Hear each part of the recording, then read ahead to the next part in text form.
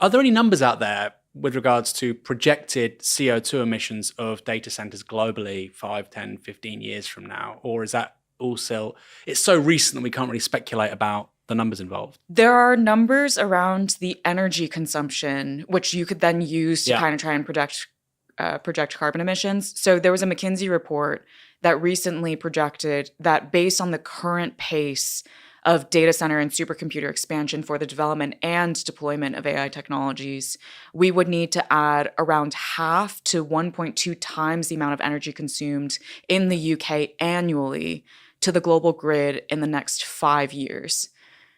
Wow. Yeah. And most of that will be serviced by fossil fuels. This is something that Sam Altman actually even said in front of the Senate a couple weeks ago.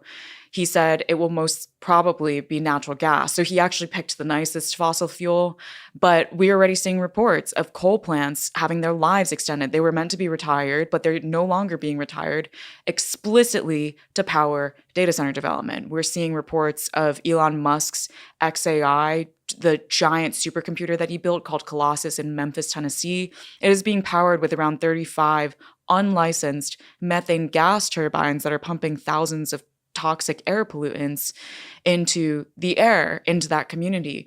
So this data center acceleration is not just accelerating the climate crisis, it also is accelerating the public health crisis of people's ability to access clean air as well as clean water. So one of the aspects that's really under talked about with this kind of AI development, the OpenAI's version of AI development, is that these data centers need fresh water to cool, because if they used any other kind of water, it would corrode the equipment, it would lead to bacterial growth.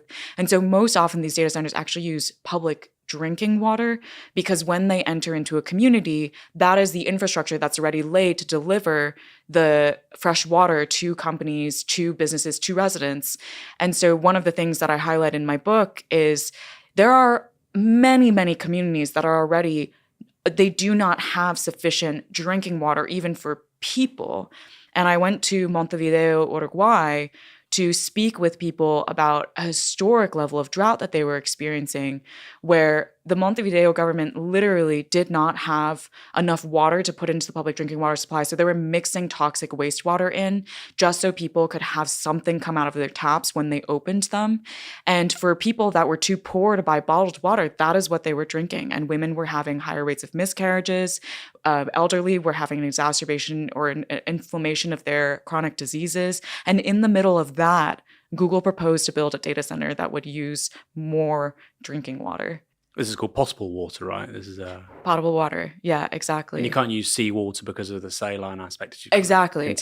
Yeah. And Bloomberg recently had a story that said 2/3 of the data centers now being built for AI development are in fact going into water scarce areas.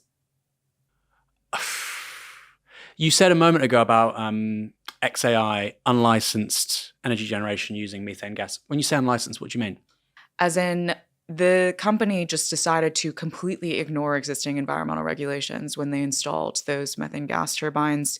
And this is actually a really one of the things that I concluded by the end of my reporting was not only are these companies really corporate empires, but also that if we allow them to be unfettered in their access to resources and unfettered in their expansion, they will ultimately erode democracy. Like, that is the greatest threat of their behaviors. And what XAI is doing is a perfect example of, at the smallest level, these companies are entering into communities and completely hijacking existing laws, existing regulations, existing democratic processes to build the infrastructure for their expansion. And we're seeing this hijacking of the democratic process at every level, the smallest local levels all the way to the international level. It's kind of that orthodoxy of seek permission after you do something is now, I mean, when you start applying this that is to business methane, as usual for those companies. That's part of their expansion strategy. Which we'll talk about. And we're going to talk about the sort of global colonial aspect